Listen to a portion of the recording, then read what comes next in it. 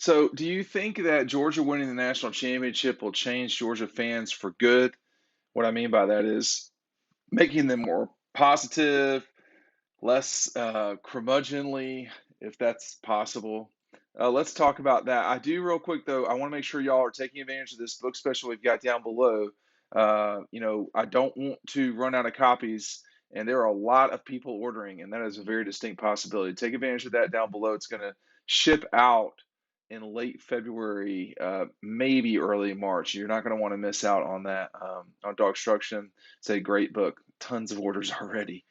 Do you think that this will change things? I mean, if Georgia had done it a different way, let's just say they lost to Alabama in the SEC championship, and they beat Cincinnati in the national championship game. They didn't get a chance to beat Alabama, or to play Alabama in the national championship game. Do you think that that would have really changed the way folks are right now about things? I think it would. I think as it turns out, the way that Georgia won the national championship was probably, besides an undefeated season, which you're just not going to get in the SEC, um, would it be about as ideal as possible? I mean, they got a chance to beat Alabama. They beat them by double digits, beat them on the biggest stage possible. The only second biggest stage is the SEC championship game. They lost that game. But the one thing I wonder moving forward, and I just don't know. I'm not convinced that people will change. I mean, you're talking about more than probably more than half the fan base cannot remember 1980, and they're not just going to suddenly imagine that they should win it every year, like Alabama thinks they should. But I think it's going to take some time to still get Georgia where Georgia fans where they feel like they need to go. I think the whole school had to change, the institution. And some of us have been saying this is what should be happening and have been saying this for a long time. I'm not going to change that. I mean, I think that multiple national championships should be the standard in a decade. Now, multiple doesn't mean five. Okay, that's not going to happen in a decade. It's pretty odd if that were to be the case, and that shows just how great Alabama has been over time. But Georgia can do that. Georgia's one of the few schools that can do that. Ohio State can do that too. They can really just, and SC can as well, can just really grab hold of the world of college football as best possible and take it from there. I think Texas maybe could do it too. Florida has been so up and down this last 15 years, really this century in a way, that it's hard to really say that they've got it together enough to do that. But um, you know, I think for Georgia fans, they have gotten a taste of what it's like to win it all, and they know what's in their path all the way, all the time. I mean, no matter who you play from the West, whether it's a dynamic LSU team in 2019 or a really good Alabama team in 18 and 21, or even a real hot Auburn team like in 17. Whoever you play from the West is a legitimate threat to win the national championship every year. I mean, I don't know. I'm trying to think of who's come from the West in the last decade and not been a threat to win the national championship. It's basically been back to 2007. Well, that was LSU. So it's been almost 15 years since 2006 when Florida backed their way into playing for the national championship. It's been that long since the West has not mattered. So whoever you're gonna face from the other side it's do or die in that game. And obviously, Georgia's been the best team in the East lately, and they probably will be for a period of time. How long that will last is up to Billy Napier and guys like that, Mark Stoops, I guess. But you know, the cream of the crop in the East has been Georgia for a while. Um, and when Florida played for it a year ago with the two losses, they wouldn't have played for the national championship had they won. So I just I do wonder if Georgia fans will adjust their perspective on and their outlook, I guess, more than anything. What will their outlook be coming into each season? Because I'm going to tell you right now, when you look at the schedule in 2022,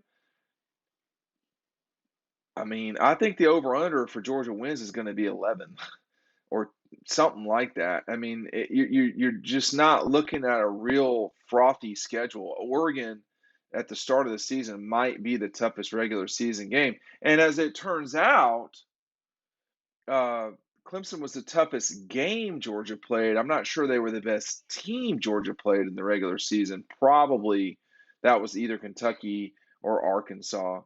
And you know, Clemson just kind of fell by the wayside too, going 10-3 and just not looking good um, the, the bulk of the season. So, um, what will it be like for the Dogs and Georgia fans coming into this thing? I mean, having been there Saturday to see the fanfare and the parade and just all the stuff that goes along with winning the national championship, um, it's going to be curious to see if the way that Georgia fans react coming into seasons changes. Because in 1980 going 12-0, they came right out of the gate and lost to Clemson, I think in the second game of the year. I'm going to check that right now. But that was still a Georgia team that could play for the national championship. It just Clemson never lost another game, and that really that broke, on the day Georgia lost to Pittsburgh. They were knocked out of the national championship with that loss, but then of course they would have needed Clemson to lose too. Georgia in '81 beat Tennessee 44-0, and they beat Cal 27-13 before losing to Clemson 13-3, and probably one of the worst games of that 3-year stretch. They didn't play a lot of competitive games in 1981. I mean, the 10-point loss on the road to Clemson, and you blank Carolina 24-0, 37-7 against the Rebels, 53-21 against Vandy, 21-0 against Kentucky, gimme game against Temple.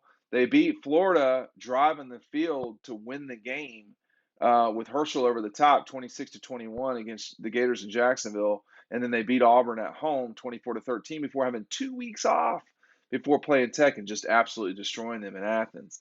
Um, the loss in the Sugar Bowl to Pittsburgh knocked them out of the national championship. But of course, Clemson would have needed to lose. We're entering this territory. I mean, this is the golden years of Georgia. There's been no better stretch of time in terms of winning than this group. I mean, since 2017, Georgia's played twice for the national championship. That mirrors 1980 and 1982. They won a national championship. That mirrors 1980. They have won, though, the Rose Bowl, the Sugar Bowl, the Peach Bowl, the Orange Bowl. I mean, the run here has been pretty substantial, and they vanquished their enemies in ways that other teams in the early '80s they didn't. Georgia wasn't even challenged in 1980. They had to survive Clemson, Carolina. They had to survive the Gators. They had to survive Tennessee. There wasn't no surviving this year. They absolutely destroyed people. So, um, and yeah, just as it comes to mind, this defense would bottle Herschel Walker up. He would not have 200 yards against this defense.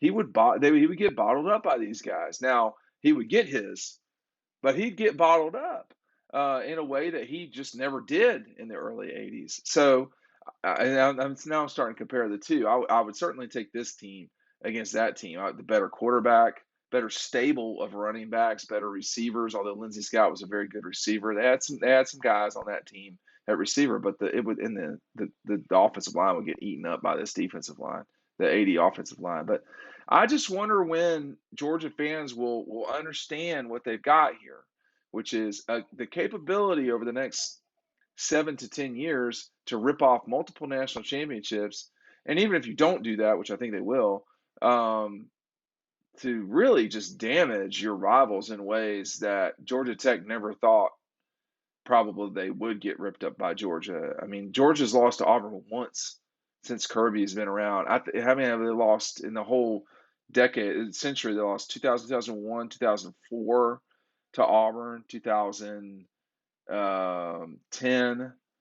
2013 and 2017. So in this century, Georgia's like 15-4, or no, probably 16-4 because they played them multiple times. Obviously have completely uh, dominated the Gators since 17 in the win column, and some of those games have been pretty nasty, one-sided affairs. Um, but this is an opportunity for the Dogs to really stretch out, and I do wonder, will this national championship change the fans? It should in a way, but there's always going to be a lot of Larry Munson hanging around these parts. I'll tell you that right now. Hey, make sure you're taking advantage of the book. It's a great offer covering the whole season. DAWGSTRUCTION. Order it today. We'll see you over on the website.